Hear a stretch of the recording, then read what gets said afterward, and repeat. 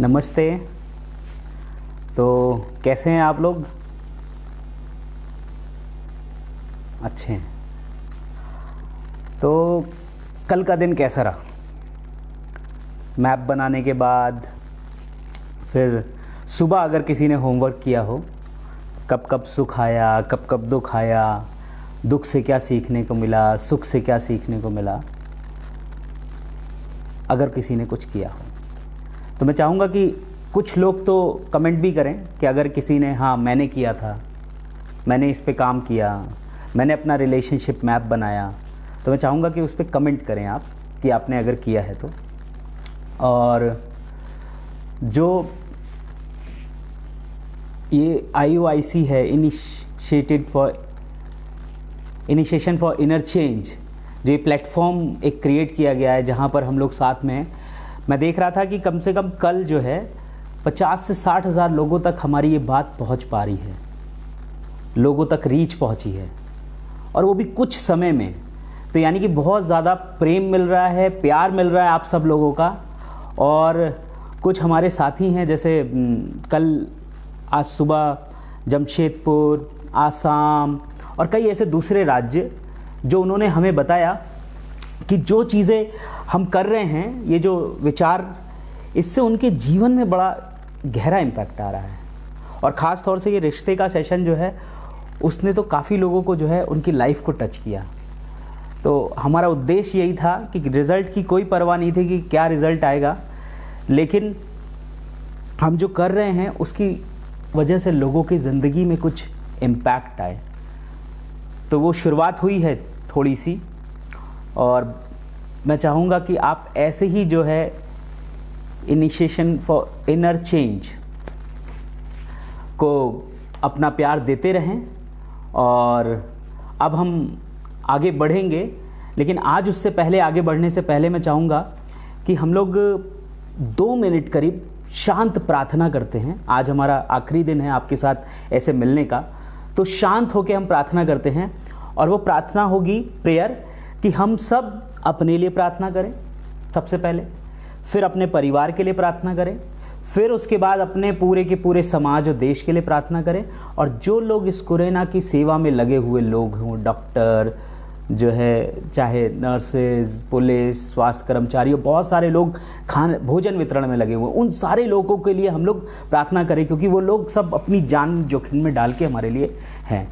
और साथ ही साथ इस जो कोरोना है, इसका वायरस भी बने, इसके लिए भी हम मिल के प्रार्थना करते हैं। तो हम चाहते हैं 2 मिनट हम लोग जो है शांत रहते हैं और शांत प्रार्थना करते हैं। कुछ बोलेंगे नहीं, बस शांत होकर अपनी आंखें बंद करके दिल से एकदम गहरे भाव से, जो जहाँ है बस वहीं बैठ जाए और प्रार्थना का भाव रखते हैं।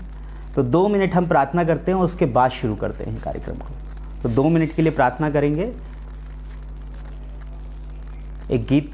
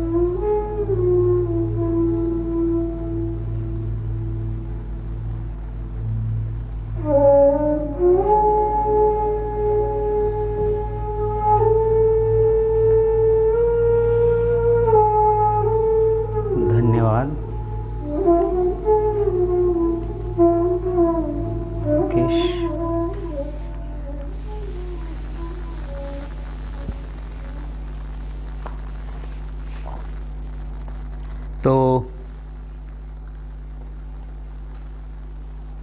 ईश्वर हमारी प्रार्थना को कबूल करे और वो हो जो हमने अभी सब ने मिलकर सोचा है। अब हम में से कितने लोगों ने ये जो हम लोग चला रहे हैं या कर रहे हैं, आप में से कितने लोगों को लगता है कि ये वाकई हमारी ज़िंदगी के लिए उपयोगी है? तो मैं इसके लिए 30 सेकंड रुकूंगा, बल्कि आप कमेंट करिए, तो मैं देखता हूँ कितने लोग कमेंट करते हैं कि ये उपयोगी है या नहीं, जो हम लोग ये कार्य कर रहे हैं, या फिर जो एक एक दो दो सत्र आपके बीच में हम रख रहे हैं, ये उपयोगी है या नहीं। अगर आप में से किसी का कमेंट आता है तो हम ज़रूर उसको पढ़ना चाहेंगे। तो हम 30 सेकंड के लिए आपके कमेंट के लिए रुकते हैं। हमारे साथी देख भी रहे हैं कि किसका कमेंट आ रहा है। बस हाँ या ना में जवाब, उपयोगी है या नहीं है।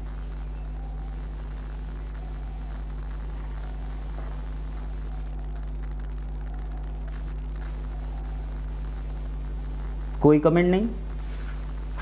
चलिए, राधा गिरी, अच्छा प्रणाम सर बोला है आपने, लेकिन मैं चाह रहा हूं कि बोलें कि बहुत उपयोगी है। बहुत बढ़िया। किस सर नमस्ते। प्रीति यस तिवारी, प्रीति तिवारी ने बोला यस। राधागिरी यस। और बाल भवन शिवपुरी से हैं, इन्होंने भी बोला यस।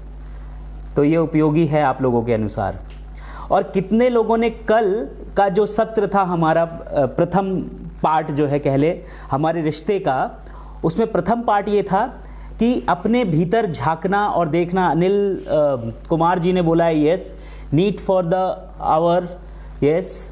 और बहुत ही उपयोगी है। तो मतलब ये इनकरेजिंग है जो आप लोग अभी लिख रहे हैं, मुझे बहुत खुशी हो रही है। अनुभा श्रीवास्तव जी ने भी लिखा और मनीषा कामले जी ने, तो बहुत ही बढ़िया। तो अब मैं एक और सवाल है कि कल जो हमने रिलेशनशिप मैप पे बात करी थी हमारे रिश्ते के, उस पे किन लोगों ने अपना नक्शा बना पाए? कौन कौन थे जिन्होंने अपना जो है वो मैप को ड्रॉ कर पाए आप में से? अगर किसी ने ड्रॉ किया है तो वो ज़रूर बोले।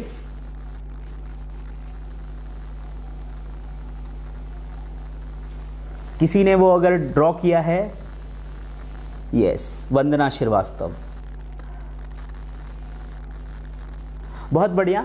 क्योंकि मैं जानता हूँ बहुत लोगों, क्योंकि जब मेरे पास अन्य सोर्सों से व्हाट्सएप के ज़रिए बाकी ज़रिए लोग बता रहे हैं तो कि हमने ये काम किया, कुछ लोग थे जिन्होंने बताया कि उनकी ज़िंदगी में कैसा चल रहा था और उन्होंने कैसे इस पर कार्य किया। तो ये हमारे लिए बहुत, राधागिरी जी ने उसको बनाया, बहुत बढ़िया। बनवीर सिंह बुंदेला जी यस बोल रहे हैं, तो बहुत बढ़िया। यही हमारे लिए थोड़ा इंकरेजिंग है कि आप सब लोग इससे कनेक्ट कर पा रहे हैं, अपने भीतर जा पा रहे हैं, देख पा रहे हैं। तो अब आप देख रहे होंगे मेरे चेहरा भी खिल गया होगा, क्योंकि आपका जो जवाब है वो मेरे को जो है मोटिवेट कर रहा है। बहुत बढ़िया। तो अब हमारे पास जो है एक गाना है, और ये गाना बहुत पुराना है। हम चाहते हैं इस गाने को अच्छे सुने, क्योंकि ये गाने एक मैसेज के साथ है। तो इस गाने के सारे बोल पे ध्यान रखेंगे। और आज का भाग 2 है कि जो अब नक्शा तो बन गया, लेकिन अब उस पर काम कैसे करना है और आगे बढ़ना क्या है, पार्ट 2 क्या है। तो आज कुछ एक अलग अनोखे तरीके से मैं और मेरे साथी आपके बीच में कुछ बहुत सारे प्रश्न हो सकते हैं हमारी ज़िंदगी से जुड़े हुए, और ये जो हम कर रहे हैं ये क्यों करें।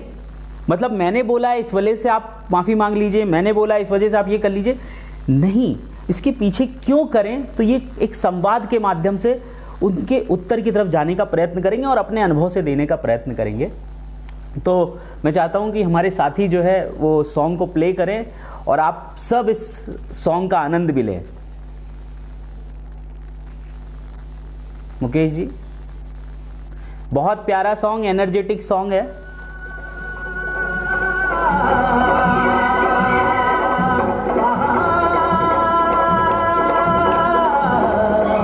और अगर सुन पा रहे होंगे तो कमेंट भी कर दीजिए।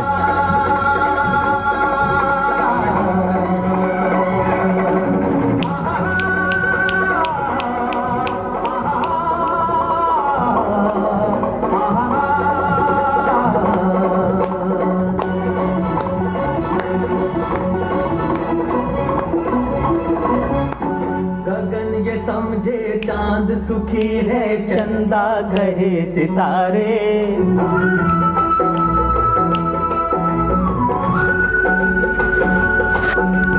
गगन ये समझे चांद सुखी है, चंदा कहे सितारे। दरिया की लहरें ये समझे हमसे सुखी किनारे। ओ साथी दुख में ही सुख है छिपारे। ओ साथी दुख में ही सुख है छिपारे। भैया रे साथी रे, भैया रे ओ साथी रे। दूर के पर्वत दूर ही रह कर लगते सबको सुहाने। पास अगर जाकर देखे तो पत्थर की चट्टाने। कलियां समझे चमन सुखी है, चमन कहे रे बहारे। ओ साथी दुख में ही सुख है छिपारे। भैया रे साथी रे, भैया रे ओ साथी रे।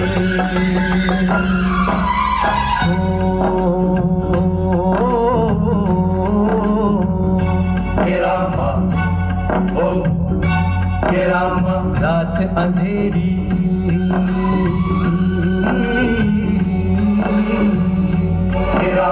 रात अंधेरी सोचे मन में है दिन में उजियारा। दिन की गर्मी सोच रही है शीतल अंधियारा। ओ साथी है शीतल अंधियारा। पतझड़ समझे सुखी है सावन, सावन कहे अंगारे। ओ साथी दुख में ही सुख है छिपारे। ओ साथी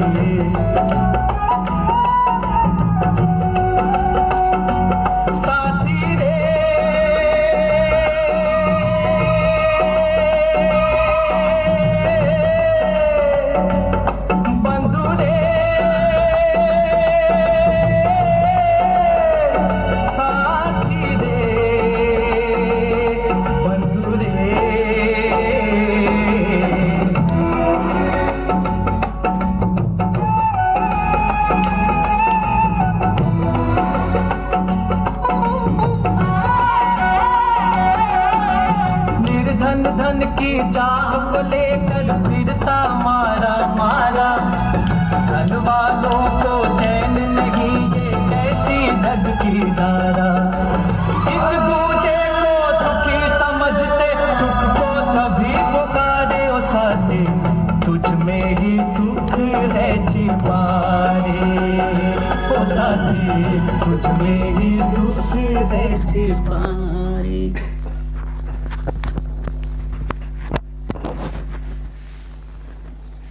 गाने का मतलब मुझे लगता है सबको समझ में आ गया होगा। और ये लास्ट लाइन मुझे बहुत ही पसंद आई कि निर्धन सोचे कि जो है धनवान सुखी है, धनवान सुखे निर्धन, और वो चैन को खोजे, लेकिन कहाँ पे है सुख? सुख तुझ में ही सुख है छिपा रे। तो ये पूरा कार्यक्रम जो आपने देखा, आज 5वां दिन या 6ठा दिन है शायद, तो यही बात समझाने के लिए जो गाने में जो गाने का असली जो थीम यही है कि इधर सुख ढूंढ रहे, उधर ढूंढ रहे, कोई इसमें देख रहा है कि ये सुखी है, वो सुखी है, लेकिन सुख अंदर छुपा हुआ है और दुख में ही सुख है छिपा। तो जो प्रश्न हमने आपको दिए थे कल, जो प्रश्न, तो लाइट का, जो प्रश्न हमने आपको कल दिए थे कि कब कब मेरी ज़िंदगी में सुख आया और कब कब मेरी ज़िंदगी में दुख आया, अगर किसी ने उसका ईमानदारी से कि दुख कब कब आया और मैंने उससे क्या क्या सीखा, तो मैं जानता हूं कि सुख की घड़ी में हम कुछ नहीं सीखते और दुख की घड़ी में बहुत कुछ ऐसी चीज़ें होती हैं जो हमको मजबूत बना जाती हैं, हमको तैयार कर जाती हैं, हमें पूरा का पूरा एम्पावर्ड कर जाती है भीतर। मेरी ज़िंदगी में भी ऐसे पल आए थे जब मैं डिप्रेशन में था, आत्महत्या करने की सोची, सब कुछ सुन, वो 1 साल का दौर बहुत काला था, बहुत ही ज़्यादा निराशा था उसमें भरी हुई। लेकिन जब भीतर से जुड़ गए और जब निकल गए तो आज समझ रहे हैं अगर वो इतना गहरा दुख नहीं आता तो इतनी गहरी शक्ति भी नहीं आती। तो ये समझ में आया कि ये जो सॉन्ग है, जो गाना है, बड़ा रेलिवेंट है। तो अब मेरे साथी हैं और हमने कुछ सवाल तैयार किए हैं। हो सकता है ये सवाल आपके मन में भी हों, आपके जहन में भी हों, और उस 5 दिन के आधार पर जो भी सवाल हमें समझ में आ रहे, ज़्यादातर लोगों के जो जिनके सामने हम ये बातचीत करते हैं उनमें ये सवाल रहते हैं, तो हो सकता है आपके जीवन में भी हो। तो प्रदीप हमारे साथी हैं और ये मुझसे वो सवाल पूछेंगे जो शायद आपके भी सवाल हो सकते हैं। तो ये सवाल पूछेंगे, मैं जवाब दूंगा, मैं अपने अनुभव से जवाब दूंगा। आप सबको पता है कि थ्योरी जवाब नहीं देता, जो है भीतर से जवाब देता हूँ। तो इनके सवाल क्या हैं और फिर मेरे उत्तर क्या हैं, उस उत्तर पे ध्यान दीजिएगा, वो शायद आपके लिए भी उपयोगी हो सके। तो प्रदीप जी। तो मैं ये सोच रहा हूँ कि माफ़ी मांगना ज़रूरी है क्या? अगर मैं मन से माफ़ी मांग लूँ तो चलेगा क्या? क्योंकि मुझे डर हो रही है, घबराहट हो रही है कि मैं पत्र भी क्यों दूँ। ठीक है, तो हम कहते हैं जब हमारे बीच में कुछ ऐसे आ गए हैं मामले जहाँ पर लगता है कि मैंने गलती कर दी है और उसे माफ़ कर दीजिए या पत्र लिख दीजिए या इस तरीके की चीज़ें, तो इनका प्रश्न ये है कि मन में माफ़ी मांग ले तो चलेगा क्या? और डर भी लग रहा है भीतर जी। और क्या है? मुझे घबराहट हो रही है। पत्र भी लिख लूं तो हाँ, उन्हें दूं कैसे?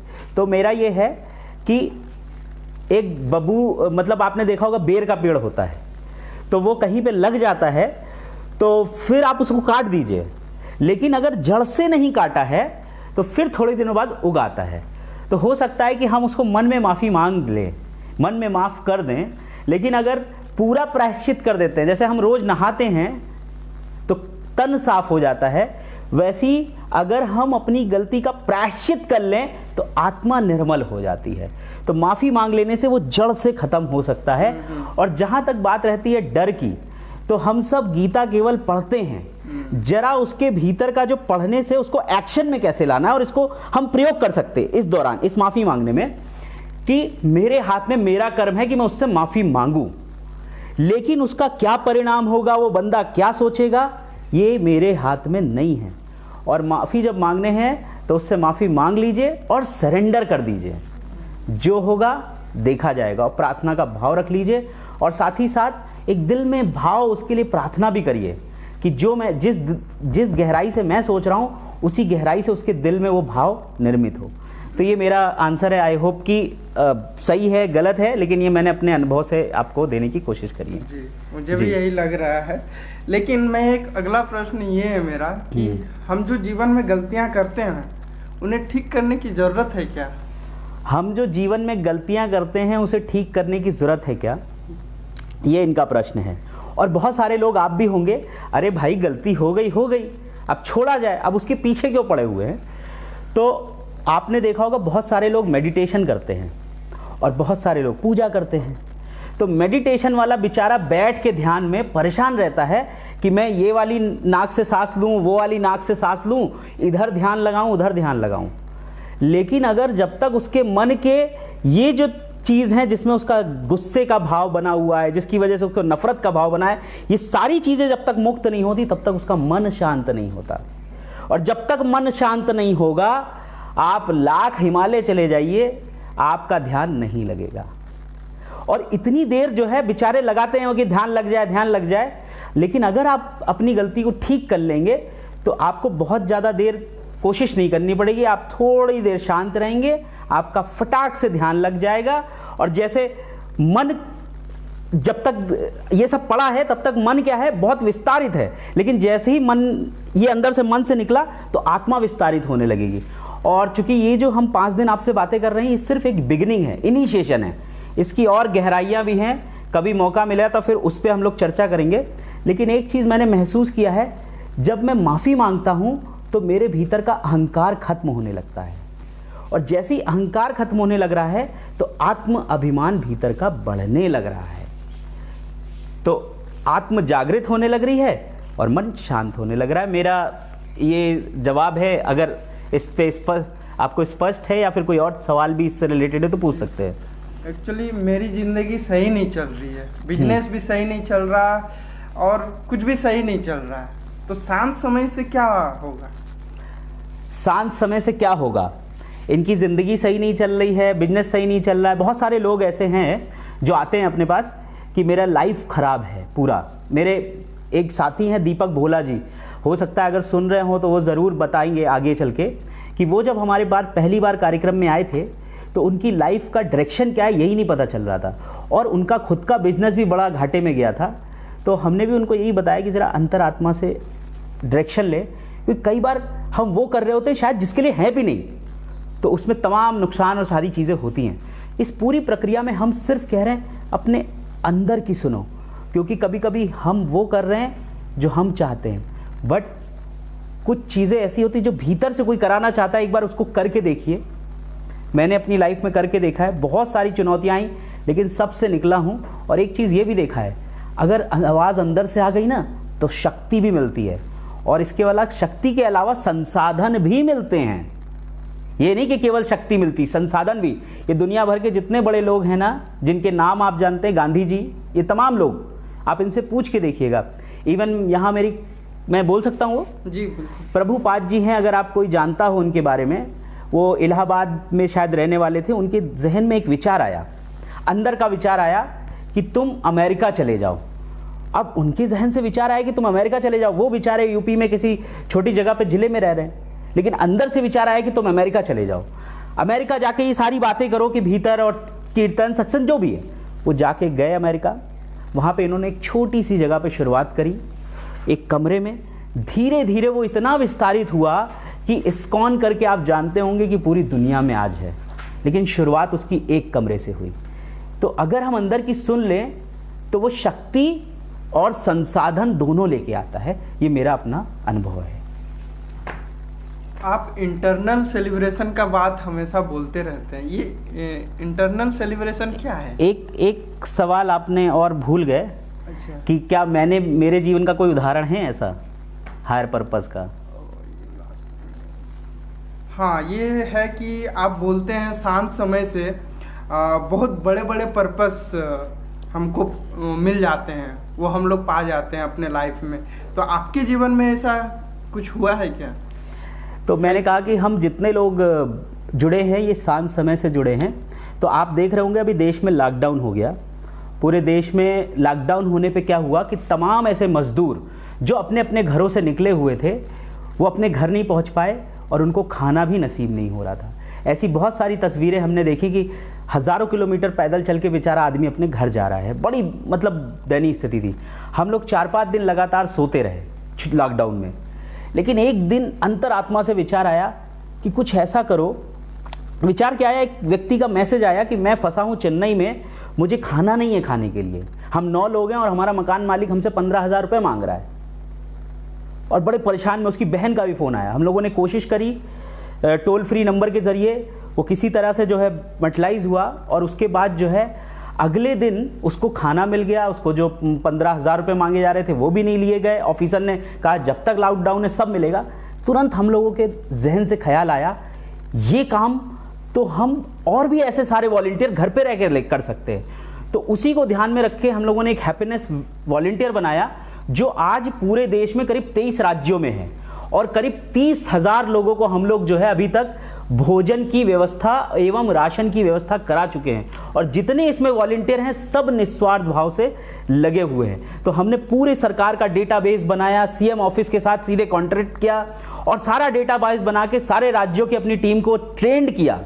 और उसके बाद जो है अभी हमारे करीब 23 राज्य में हम कोशिश कर रहे हैं कि कोई भूखा ना सोए, सबके पास खाना हो और व्यवस्था हो, और सब इसमें युवा और तमाम तरीके के लोग लगे। और मैं ये भी कह रहा हूं कि अगर आपके आसपास, घर पे आसपास कोई ऐसा व्यक्ति है जिसको खाना नहीं मिल पा रहा है, तो आप लोग देखिए कि उसको मिल जाए। और नहीं मिल पा रहा है तो कल मैंने मुकेश का नंबर दिया था, मैं और फिर से आपको दोबारा नंबर दूंगा।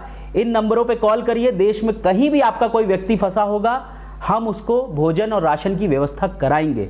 तो हम तो बहुत साधारण लोग थे, सिंपल लोग थे, लेकिन अंतरात्मा की आवाज सुन के आज ये पूरा का पूरा जो है पूरे देश में फैल गया, ये विचार इतना बड़ा संगठन बन गया। और हमें विदेशों से भी लोग जो है आज की डेट में बोल रहे हैं। तो कहां की सुनी? अंदर की सुनी। हमने तो नहीं सोचा था कि हम 30,000 लोगों की सेवा कर पाएंगे।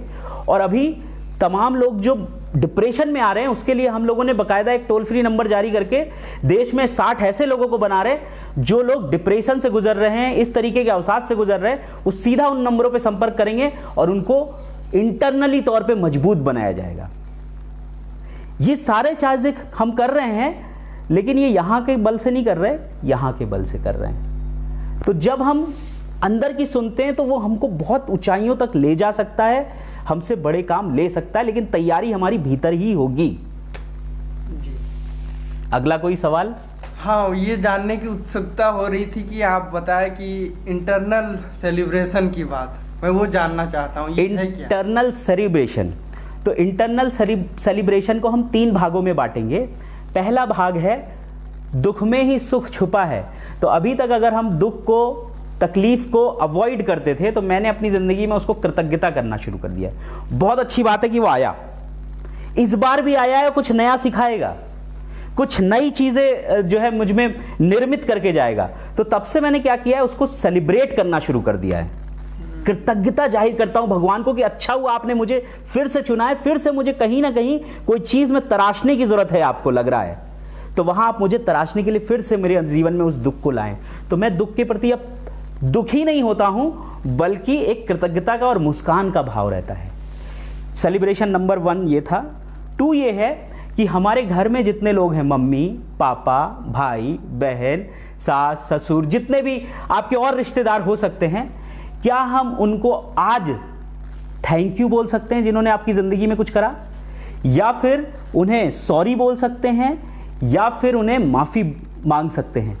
तो आज अगर हम अपने जुड़े हुए लोगों के साथ माफी, थैंक यू और क्षमा कर सकते हैं, मतलब आज ही करना है, तो आप देखिएगा इंटरनल सेलिब्रेशन क्या होता है।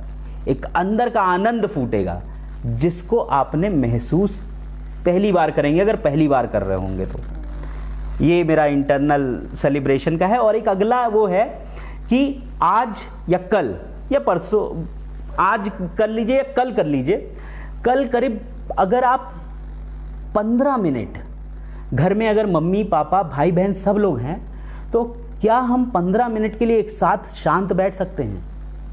और डायरी पेन लीजिए और शांत बैठ के अपने अंदर से पूछिए कि मेरे घर में यूनिटी लाने के लिए, एकता लाने के लिए और इस घर में प्यार भरा वातावरण बनाने के लिए हमको मिल के क्या एक्शन करना होगा, हमको मिल के क्या एक्शन करना होगा। ये करके देखिए। ये देश चल रहा है परिवार से, परिवार की एकता है तभी जो है हम लोग, पूरा देश खड़ा हुआ है, तो वो और ज़्यादा हमारे परिवार में एक शक्ति उत्पन्न होगी। ये जो है, तो ये 3 तरीके के सेलिब्रेशन हैं। जिस और आप कुछ कहना चाहते हैं? हाँ, मुझे लगता है कि मेरे सारे सवालों के जवाब मिल गए, तो थैंक यू सो मच। तो इन सवालों से आप जो है सहमत हैं भी कि नहीं? जी, मुझे लगता है कि मैं बहुत सहमत हूँ इन सवालों से, जो मैं आपसे आंसर पाया। जी, एक सवाल और है। गलती ठीक, साधना जी ने पूछा है, गलती ठीक करना क्या इतना आसान है? गलती ठीक करना क्या इतना आसान है? बिल्कुल आसान नहीं है। जो हम कहते हैं ना कि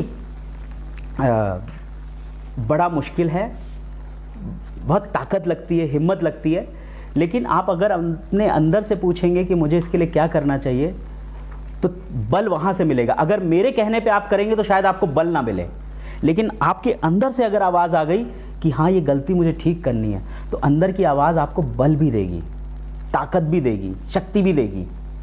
ये है। और मैं जो है, ये जो आप बार बार सोच रहे होंगे मैं लिखने के लिए क्यों बोलता हूँ, लिखिए लिखिए लिखिए लिखिए जो विचार आए, तो मैंने देखा है कि अगर मैं आप लोगों से बोलूं कि जाइए अंदर जाइए, तो अभी इस पे बहुत कुछ लिखा हुआ है। तो जैसे ही मैंने अंदर आपको भेजा तो यही सब गड़बड़ वड़बड़ जो भी लिखा हुआ है आपके सामने आ गया। लेकिन जब हम बोलते हैं कि लिखिए बाहर, तो लिखने से क्या हो रहा है, अंदर मानो एक रबड़ है जो चीज़ों को धीरे धीरे मिटाना शुरू कर रही है। और जब धीरे धीरे मिटाना शुरू कर रही है तो हमारे अंदर ये सादे पन्ने निर्मित हो रहे हैं। और ये सादे पन्ने ही शांति है, ये सादे पन्ने ही मेरे हृदय का स्थान है, जहाँ पर अब शायद प्रेरणा रूपी विचार हम लिख सकते हैं। नहीं तो इसको खाली करना। तो लिखने से भीतर एक शांति निर्मित होती है। तो जब आप लिखेंगे, तो अब मैं सीधे जो है हम लोग एक काम कर लेते हैं कि मैं प्रदीप को बोलूँगा ये अपना नंबर आपको दे दें, जिससे कि आपके पास अगर अगल बगल कोई भी लोग हों तो आप जो है बता सकते हैं कि उनको क्या मदद चाहिए, तो ये मदद प्रोवाइड कराएंगे, भोजन संबंधी, राशन संबंधी। और हम लोग एक युवाओं के लिए भी शिविर शुरू करने वाले हैं, जो वीडियो चैट के द्वारा, कि वो अपने जीवन के आंतरिक शक्ति से कैसे जुड़ सके और अपने पर्पस को कैसे पा सके। तो इन नंबरों पे आप संपर्क करके व्हाट्सएप भेज के दोनों बातें बता सकते हैं। प्रदीप, आप अपना नंबर अगर बोल दें। जी, मेरा नंबर है 9835738950। मैं नंबर फिर से बोलता हूँ, 9835738950। ठीक है।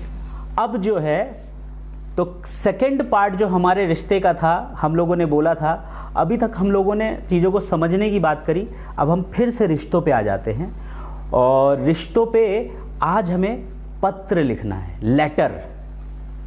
जो रिश्तों के मैप में आप लोगों के कुछ नाम आए होंगे कि ये रिश्ता मुझसे दूर चला गया है, ये रिश्ता मेरे करीब तो है लेकिन फिर भी दिल से दिल बात नहीं होती है, तो क्या आज हम उन लोगों को पत्र लिख सकते हैं? तो आज 5 तरीके के पत्र हैं जो मैं आपको बताऊंगा। लेकिन अभी जब आप साइलेंस में जाएंगे तो आप किसी एक इंसान को पत्र लिखिए, और बाकी पत्र आप दिन में किसी को भी वो पत्र बाकी समय में लिख लीजिएगा, लेकिन अभी 10 मिनट में तो एक इंसान को ज़रूर लिखिएगा। तो लेटर मैंने पाया है कि हम अपने करीबी को नहीं लिख पाते हैं, और थैंक यू तो बिल्कुल नहीं बोल पाते हैं। तो मैं देख रहा था कि जब मेरे को लेटर लिखना था, और वो भी थैंक यू लेटर, तो ये हुआ कि मैंने अपनी मम्मी को कभी थैंक यू नहीं बोला। मम्मी या पापा सबसे ज़्यादा जो हमारे लिए कुछ करते हैं, तो मेरे अंदर ये थॉट आया, क्योंकि मैं अपने भाव को नहीं निकाल पाता हूँ। तो ये हुआ कि क्योंकि मेरी मम्मी ने बहुत संघर्षों से हमें पाला है, हम जो भाई बहन थे, क्योंकि ऐसे कुछ संकट के क्षण चल रहे थे जो मैं अभी नहीं बोल रहा हूँ, कभी और बात करेंगे उस पर। लेकिन हमारे स्कूल की फ़ीस नहीं जमा हो पाती थी। बहुत सारे त्यौहार हमने ऐसे देखे हैं जब उन्होंने अपने लिए कपड़े नहीं खरीदे, लेकिन हम लोगों के लिए जो हमें ज़रूरत होती थी, जो हमारे लिए कपड़े लाने होते थे, वो पूरे कपड़े आ जाते थे। और मुझे बचपन में चश्मा बहुत पसंद था, तो हमारी मम्मी मुझे चश्मा ला के देती थी हमेशा, हर त्यौहार पे ला के देती थी, और हर त्यौहार पे हमें नए कपड़े ला के देती थी, और खुद नहीं लेती थी। और स्कूल की फ़ीस वो हमेशा बचा बचा के कैसे रखती थी वो मैं जानता हूँ। इतनी सारे संकट से वो गुजरी, लेकिन वो अपनी तकलीफ़ से गुजर रही थी। लेकिन कभी कभी मैंने देखा कि मैं उनके बारे में कभी सोचता ही नहीं हूँ, मैं अपनी तकलीफ़ के बारे में ज़्यादा सोचता था। वो किस तकलीफ़ से गुजर रही, घर में कौन क्या तकलीफ़ से गुजर रहा, वो मेरे लिए बहुत वो नहीं रहता था। तो मेरे को भाव आया कि मैं अपनी मम्मी को थैंक यू क्या बोलूँगा, लेकिन उनको अपने दिल की बात बोलूँ, और अपने अंदर से बोलूँ कि हाँ मेरे मन में ये भाव है आपके लिए, ये प्रेम है आपके लिए, और थैंक यू का भाव भी है। तो मैंने उनको एक थैंक यू चिट्ठी लिखी, और वो जब चिट्ठी हम लिख रहे थे तो उसमें सब बोला कि मम्मी आपने तब ऐसा किया था, तब ऐसा किया था, तब ऐसा किया था, और उस सब के लिए मैं सब जानता हूँ, और सब के लिए थैंक यू। मतलब थैंक यू बहुत छोटा शब्द है, लेकिन वो चिट्ठी हमने भेज दी। तो हमारी मम्मी ने उस चिट्ठी का कोई जवाब नहीं भेजा, लेकिन जब मैं घर पहुँचा तो उसके बाद से क्या हुआ कि मेरी मम्मी कभी मुझसे बातें शेयर नहीं करती थी, दिल की बातें या जो भी है, कोई अपनी तकलीफ़ है तो अपने में रख लेती थी। लेकिन जब से वो चिट्ठी उन्होंने पढ़ी है, उसके बाद से एक अलग संबंध बना है। अब वो मुझसे अपनी बात कह पाती हैं, अपनी बात शेयर कर पाती हैं। तो मुझे लगता है शायद उन्हें पहली बार वो चिट्ठी पाके ऐसा लगा हो कि अब मेरा बेटा बड़ा हो गया है, जिससे मैं अपनी बात कह सकती हूँ, अपना दुख कह सकती हूँ। तो शायद आपके करीब वाला जो है ना, वो शायद आपका सबसे ज़्यादा इंतज़ार कर रहा है।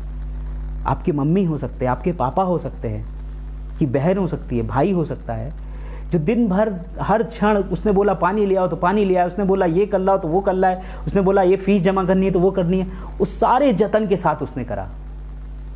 तो क्या आज हम उन्हें थैंक यू बोल सकते हैं? तो क्या थैंक यू लेटर लिख सकते हैं? अगर हाँ तो आप कमेंट में लिखिएगा कि यस। दूसरा लेटर, क्या हमसे अगर कोई गलती हो गई है तो क्या हम सॉरी लेटर लिख सकते हैं आज? तो दूसरा है सॉरी लेटर। तीसरा है फॉरगिवनेस लेटर। अगर मेरे मन में किसी के लिए गुस्से का भाव है, बदले का भाव है, तो क्या मैं उस इंसान को आज माफ़ कर सकता हूँ?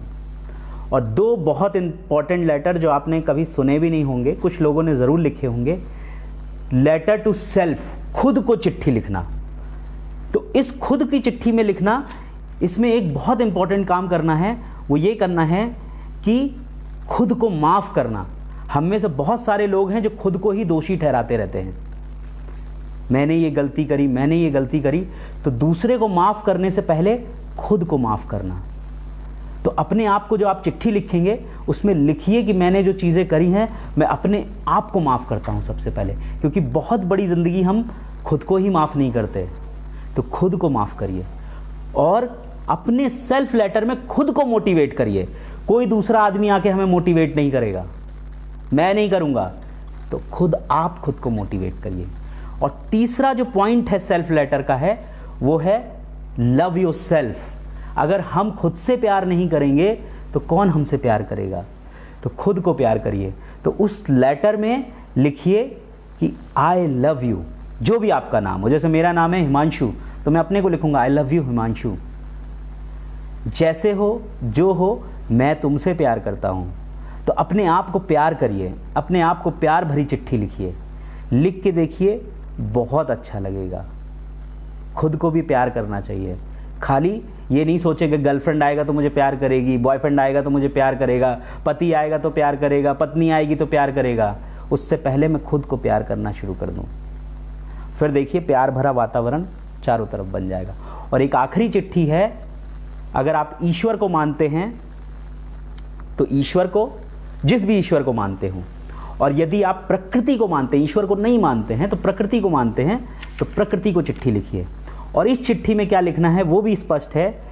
अगर आपके जीवन की कोई ऐसी समस्या है जिसका कि आपको निदान ही नहीं मिल रहा है, कोई समस्या का समाधान नहीं मिल पा रहा है, तो सबसे पहले तो आपने जो गलतियां करी हैं, कुछ गलतियां ऐसी होंगी जिसकी हम क्षमा मांग सकते हैं, लेकिन कुछ गलतियां ऐसी होंगी जिसकी हम क्षमा भी नहीं मांग सकते।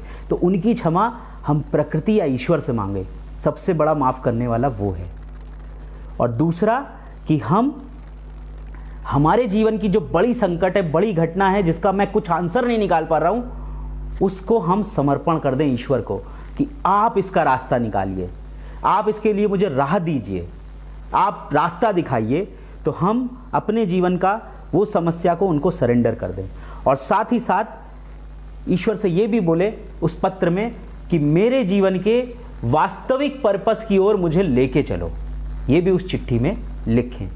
तो ये 5 तरह की चिट्ठी हैं, letter to thank you, sorry, forgiveness, letter to self, letter to God. ये 5 चिट्ठियां अगर आपने लिखी आज और कल के बीच में, तो चिट्ठियां दीजिए जरूर अपने घर में, अपने घर वालों को। आज जो है जब आप बोलिए ना, तो मम्मी को जाके थैंक यू बोलिए, पापा को जाके थैंक यू बोलिए, भाई को जाके थैंक यू बोलिए, बहन को जाके थैंक यू बोलिए। और अगर गलती है तो माफ़ी भी मांगिए। तो मेरे को बस आज इतनी ही बात कहनी थी। हम ये चिट्ठी लिखें और इसके बाद जो मैं अभी एक शांत समय हम लोग लेंगे म्यूज़िक के साथ, तो उस दौरान हमें सिर्फ और सिर्फ देखिए कि कौन सा एक लेटर जो अभी हम लिख सकते हैं, बाकी बाद में लिखेंगे, और एक लेटर अभी हम लिख सकते हैं। कुछ एक सवाल है जो हम ले लेते हैं।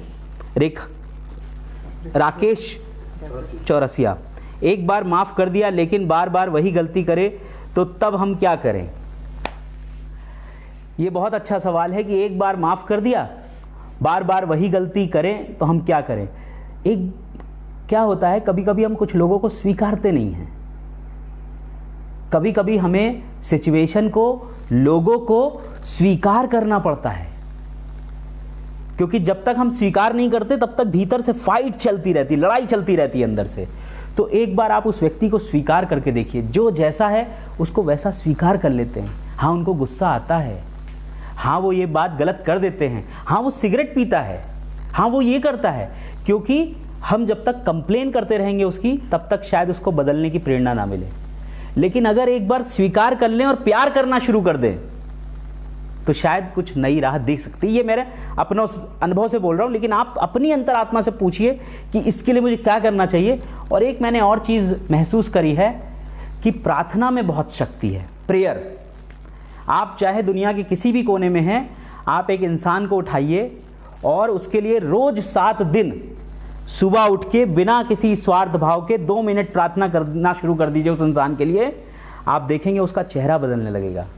उसका अपने पास आज ही मुझे फ़ोन आया, एक हमारी साथी हैं नीलम विश्वकर्मा जी, उन्होंने मुझे 2 दिन पहले कहा था कि उनकी सासू माँ हैं, और मतलब सासू माँ जैसी लगती हैं, लेकिन उनके साथ उनका रिश्ता वो बहुत चिड़चिड़ापन या इस तरीके का करती है व्यवहार। लेकिन उनको यही बताया कि प्रेयर करिए, तो उन्होंने कहा मैं लगातार प्रेयर कर रही थी, और प्रेयर करने के बाद अभी मैंने देखा है कि उनका स्वभाव में परिवर्तन महसूस कर रही हैं। उनका जो भाव है मेरे प्रति वो बदलना शुरू हुआ है, और उन्होंने उसको गिफ्ट भी दिया, तो एक बातचीत भी। तो प्रेयर को आजमा के देखिए, जितनी बातें यहाँ बताई गई हैं सबको आजमा के देखिए, यूं ही नहीं मानिए। तो पहला आजमाना आज है चिट्ठी लिखने वाला। तो 5 तरीके की लेटर है, उसमें से आज आप जो है अभी 10 मिनट में कोई एक लेटर उठाइए और लिखिए। तो एक गाना और है जो मैं गाता हूँ, उसके बाद धन्यवाद है, फिर हम लोग मुलाकात करेंगे आगे थोड़े और गहरे विषयों को लेके आने वाले समय में। तो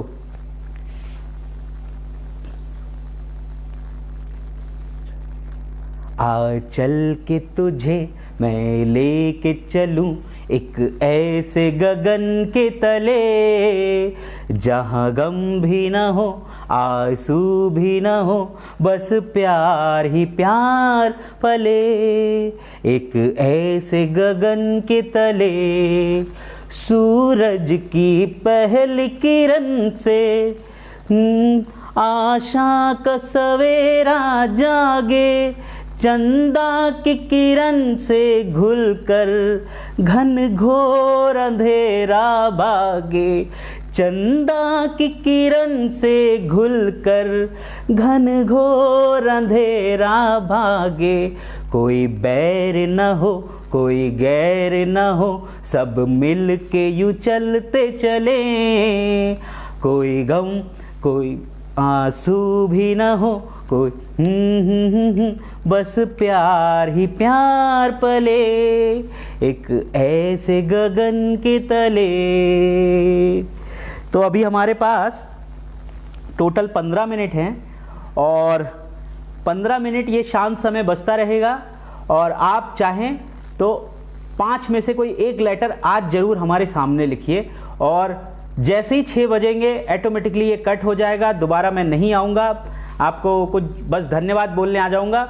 बाकी आप जहाँ रहिए स्वस्थ रहिए पूरी तरीके से, और अपने आप को स्वस्थ रखिए और दूसरों को भी। थैंक यू सो मच मुझे सुनने के लिए लगातार। और अब मैं चिट्ठी लिखने के लिए आपके वो सॉन्ग प्ले करता हूँ। हम सब अपनी डायरी पेन निकाल लें और उस इंसान को चिट्ठी लिखना शुरू करें।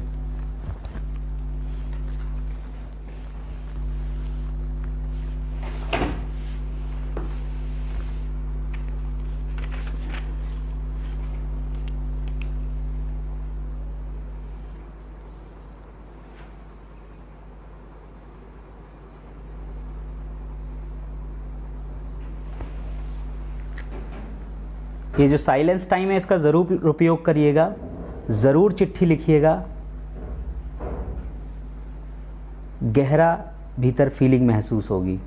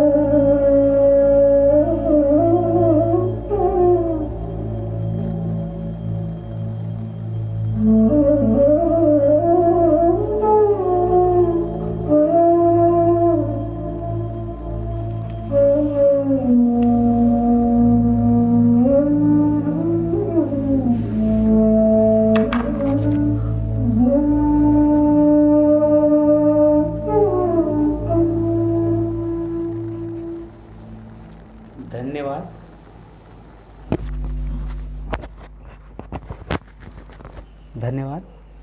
पत्र लेखन के अनुभव ज़रूर कमेंट पे भेजिएगा। Thank you so much. फिर मिलते हैं।